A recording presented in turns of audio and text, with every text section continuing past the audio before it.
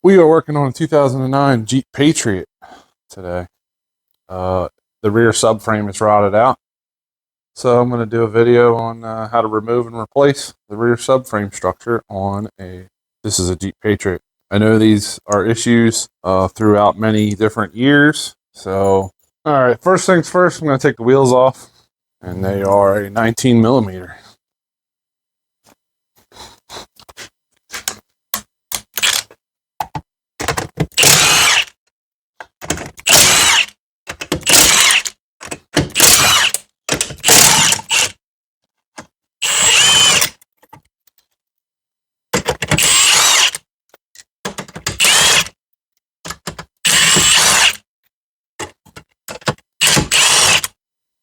Whoever put these tires on didn't really believe in torquing lug nuts very tight, I'll tell you that.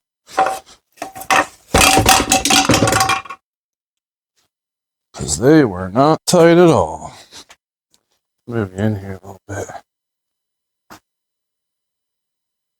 See that rust up in there? All up in there? That's the subframe in the rear. It's about gone. But the first things first is we're going to have to get this exhaust out of the way. And the only disconnection point for it is either right here at this clamp and will never come apart, or up here at the manifold, which is probably less likely to come apart as well, but it will probably be easier. But as you can see, the front unit here isn't much better. You might be able to get a couple more years out of that one. There's an O2 sensor here we're going to have to undo. 14 millimeter.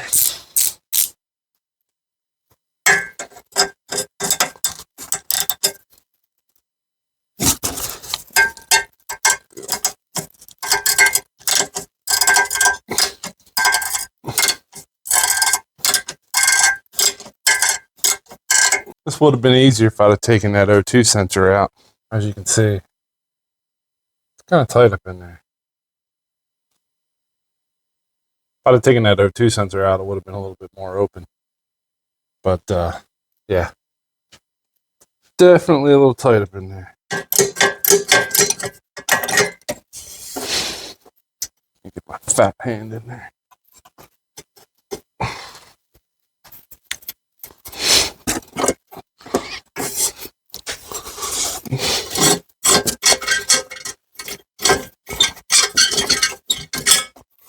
There we go. Man, those things barely holding on by a thread. 4/6. All right, so our O2 sensor is unplugged. It's not tangled around anything. So let's have a look-see. There's a hanger here. You have a hanger here. And then there's two in the back. So the best and easiest way to get rid of these hangers, a little bit of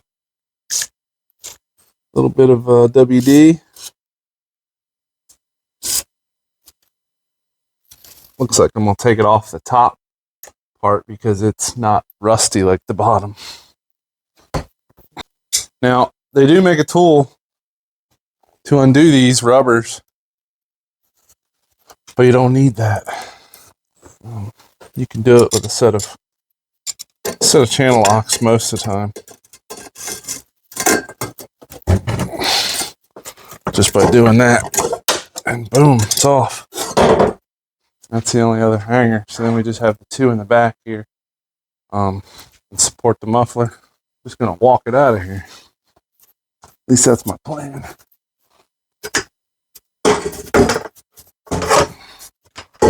Like this.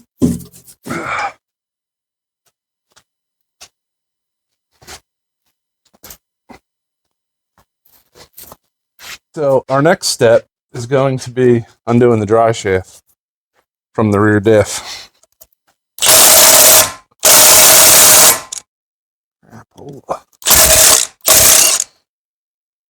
They got Loctite on them.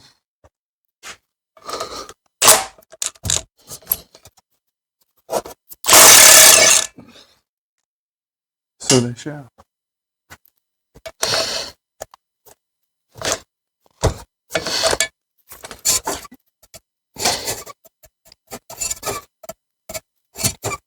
So this is on the side of your differential back here. Driveshaft hooks here. This metal bracket is contacting this washer. And when you add torque,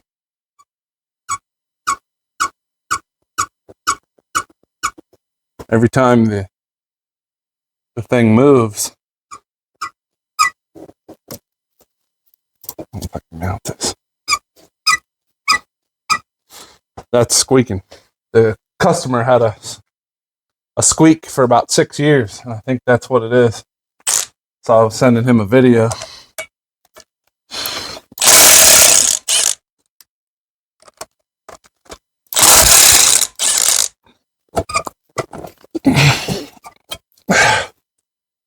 Jesus.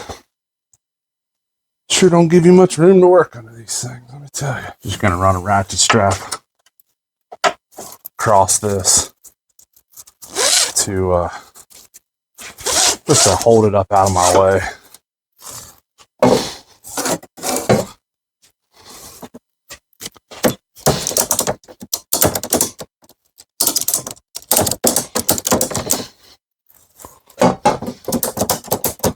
People that have done this before, they say to just leave the struts hooked up top, just undo the bottoms, and just lower the whole unit out together, which kind of makes sense to me.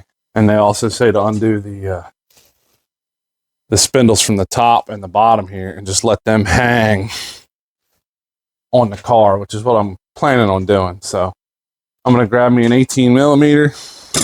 I don't know if you guys are Milwaukee fans. Let's see if the mid torque will pull these bolts out.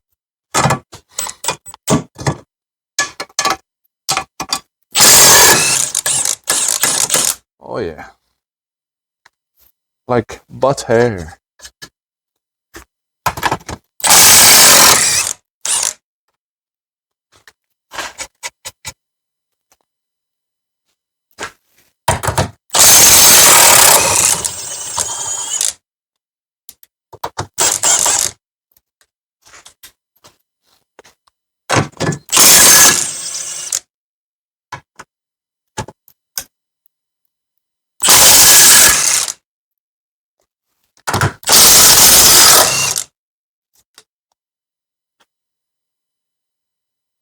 Pretty good.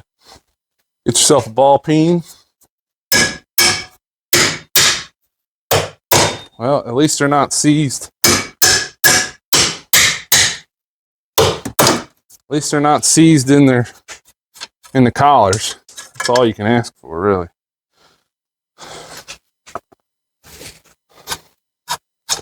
For as much rust as this car has.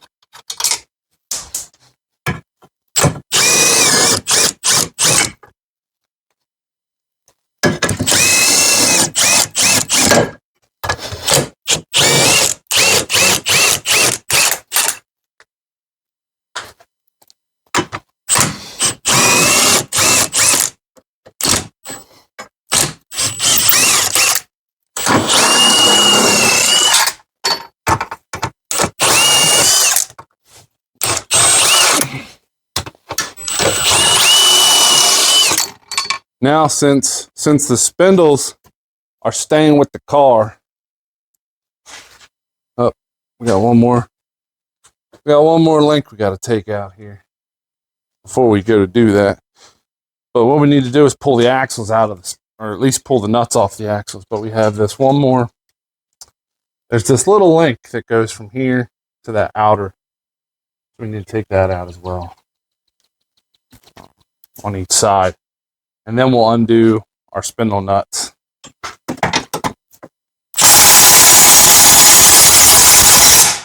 Yowza.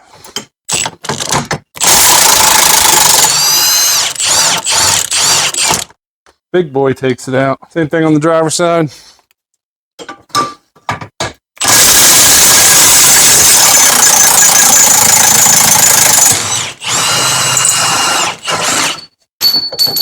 Man, almost didn't want to for cotter pins. I use diagonal cutters. I really haven't found a tool that works as good, but you can grab a hold of it and pry it out. And if you look, these are like angled ones by Channel Lock, and they really do the trick. So you can just work it right out, pull it right out of there. Our driver's side, straighten it out the best you can. Give it a little tappy tap, and you can grab a hold of it and just wiggle it out of there. But it won't wiggle, so grab it up close, and then you can just pry down on it. Get another bite on it, pry down. Now it should come out. There she is. It's a 32 millimeter. Like butter for the old Milwaukee. Go do the other side. This ABS bracket that holds this ABS wire here is kind of tight.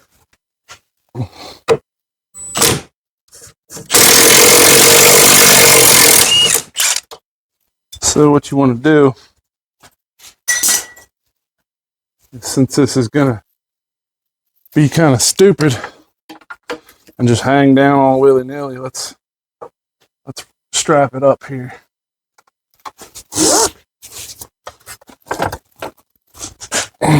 There we go. See what I did there? There's a hook there. You can strap it up since it's going to stay with the car. And that way we don't put undue stress on things. Do the same thing on this side. Gotta hook this up there like that. Run this around, hook it back to itself. Give it a tug.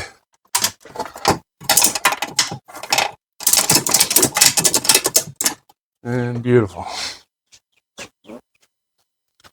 Same thing on this side with that ABS sensor wire. It's right up there. We got to undo the bracket on it. 13 millimeter.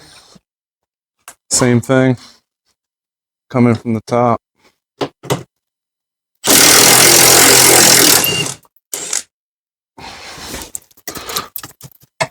There. Now the subframe can come down without pulling on that wire. This evap canister here, hose, is under here. I think I might just be able to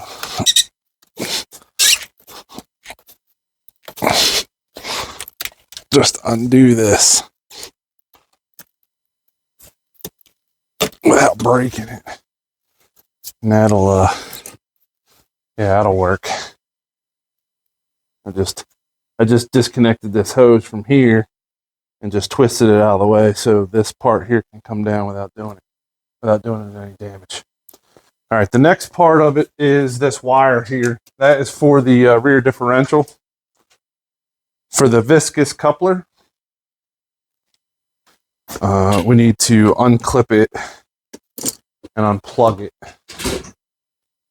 from its home so that it can drop down without damaging itself, because that's what controls the all-wheel drive system. So I'm just going to come in here, get all these little Christmas trees.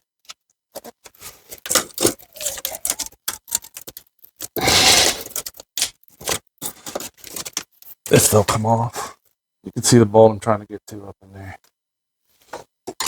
That's the one that holds this bracket on. There we go.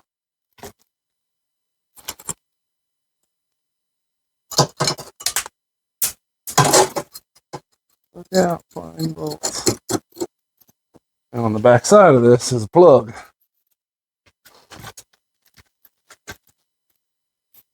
And we're going to hopefully unplug this.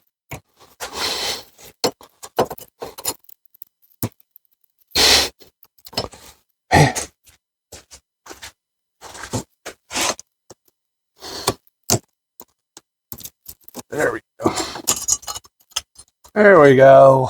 Just because I'm the way I am, I'm going to undo this.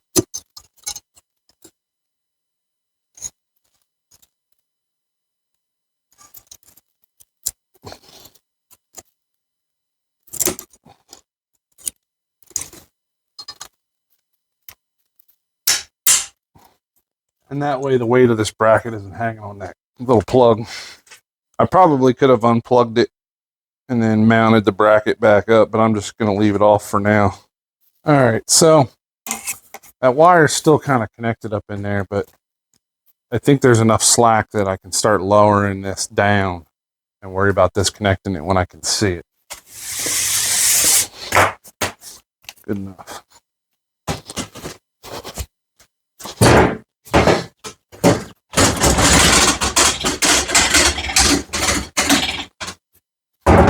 So I got these jack stands sitting under here. I'm hoping that they'll support the weight. Hoping.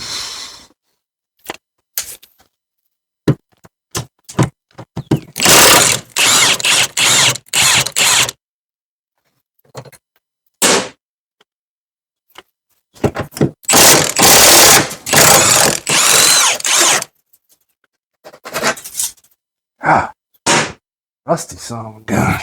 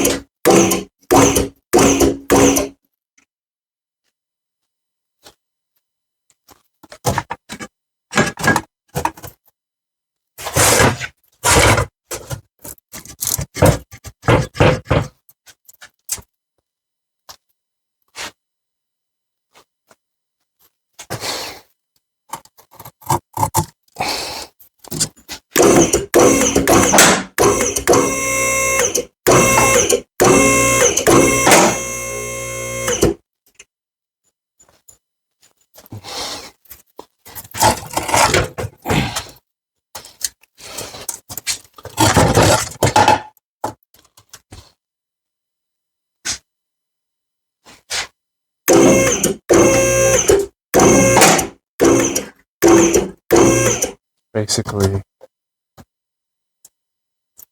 right there's our last clip. This one's undone. First thing on this is I want to get the differential off of it and anything that I'm going to keep, which is going to be this, the sway bar, this link, these upper links, I believe. I may see if we can get them replaced. I don't know. See what the customer wants to do. But I'm just going to kind of tear this thing down. So here I'm tearing down the subframe, taking off all the control arms. Going to remove the differential. I leave the axles in the differential. No reason to pull them out. And just a quick little montage of tearing this down. This actually took about a good 20 minutes in total time to do. But here you get a little quickie. Taking off the sway bar end links. Those were new last year, so I'm reusing those. And surprisingly, all the bolts came out except for one. At the end of this, you'll see there's one of the camber links that I didn't take. The bolt was stuck in. It was seized in the collar, so I just left it alone because I had brand new ones anyway. There's the differential coming out. And just basically just tearing it all down. This thing was really rusty, really bad. It's been a long time since I've seen a subframe look as rusty as this one. Now you have to reuse that bushing that I just beat out there for the rear differential, or buy a new one, but it kind of just presses into the frame.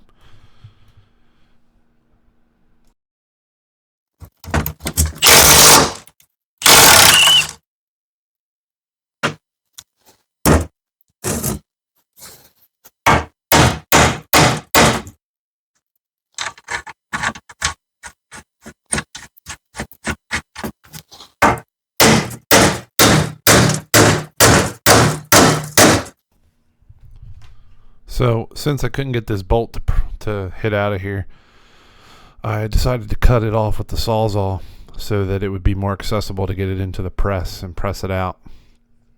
So I wouldn't have to carry the whole subframe over there. So I just took the Sawzall here and cut the arm out of the unit, and I needed that bolt and those camber adjuster washers that are on it to reuse on the new one, because the bolt kit that I ordered did not come with those cam adjusters. So I had to get that bolt out. I ended up heating it with a torch and getting it out later, but this was my easy solution to basically remove it.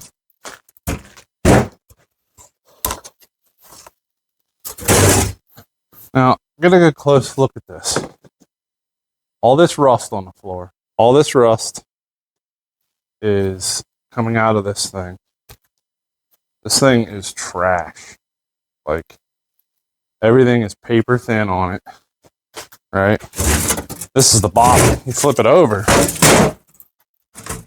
Look at this. This tube is gone. That's the front tube that faces the front of the vehicle. It is literally gone, just crumbling away. And right here, look at the backside of it. There's nothing. Like a couple good potholes, and this whole left side's gonna break off. You know, and the passenger side's getting almost just as bad. You grab this ball peen hammer, couple taps. Look, the weight of the hammer's falling. It's just junk. Look at that, barely hitting that, and it's just falling apart. If it wasn't for this lower area right here acting like a gusset, this would have already broken off. Watch, I'm gonna hit this again.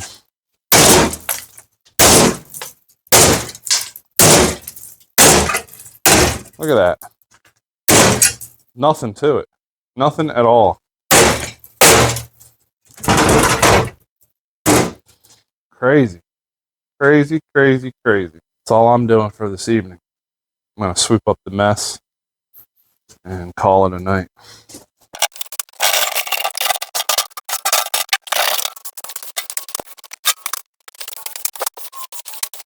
And so here's the subframe out of the car. So as you can see, it's gone. This thing is literally gone.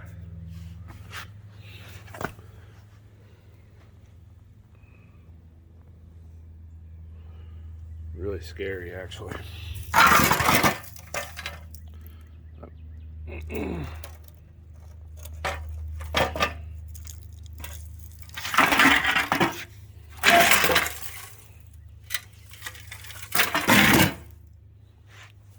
Really bad.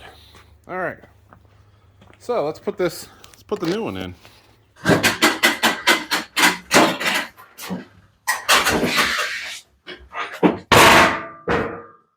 There's the new one. This is new from somewhere. Don't know.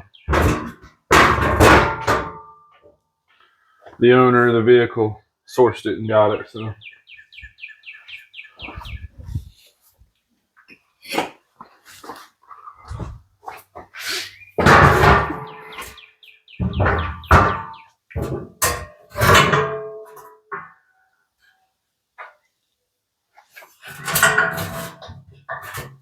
Alright, so what I'm doing is I'm going to bolt the differential to the cross member before I mount it back in the car.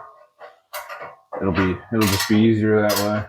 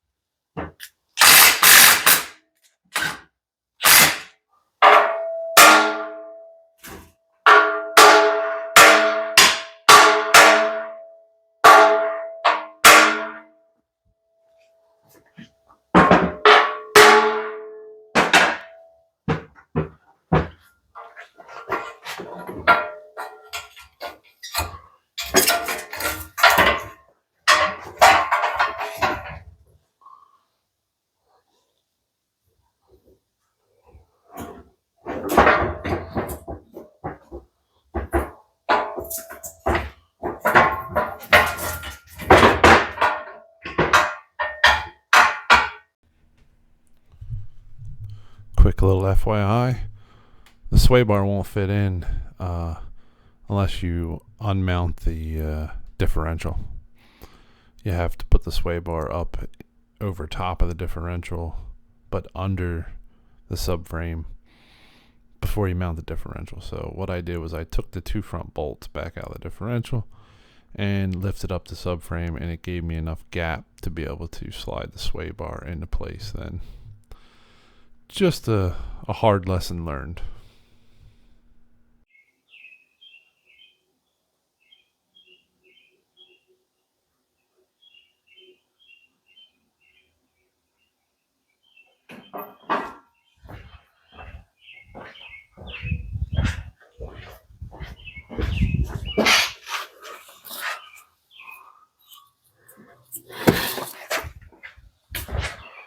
Make sure your ABS cables are out of the way.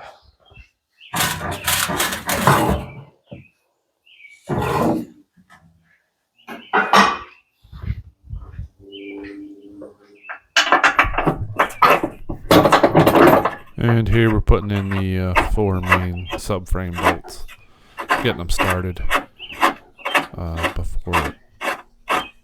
before we raise the vehicle up. Going to get all 4 of these started and snugged up, and then we'll be able to pick the vehicle up. And the subframe and rear differential will go up with it.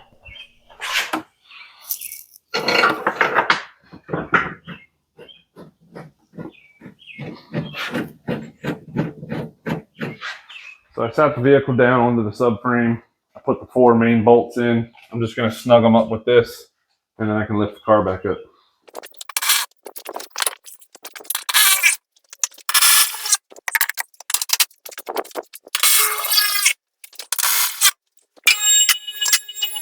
All right, so now I got this up in here. I put the Driveshaft back in. I didn't tighten it up yet, but put the nuts on, and I had marked it previously to removal so I could get it on the right orientation. Tightened up the 4 main bolts that hold the subframe to the car. I ran the wire harness for the rear diff, for the viscous coupler, into all its proper mounting places. I put the vent tube back on up in there, and then this is the plug here. I'm gonna put that on. There's a metal shield that protects that plug. First, I'm going to tighten up these differential bolts mounts here. There's one on each side.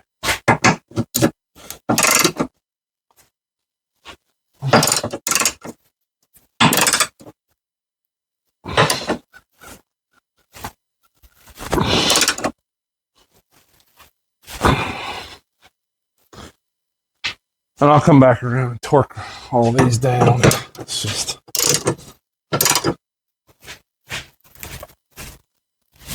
these preliminary tighten